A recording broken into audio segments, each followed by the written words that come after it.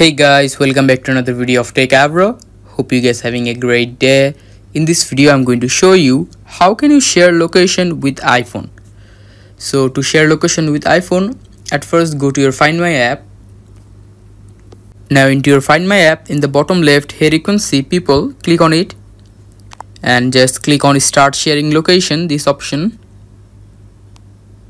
Now from here you need to just put an email or phone number. I'm going to put a phone number, and after putting a phone number, click the top right send.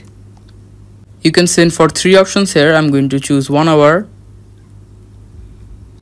Now if you click on the people that you have shared, just click on it, and here you can see stop sharing location. You can just click on it and stop share location. Click on stop sharing location and the location has stopped from sharing.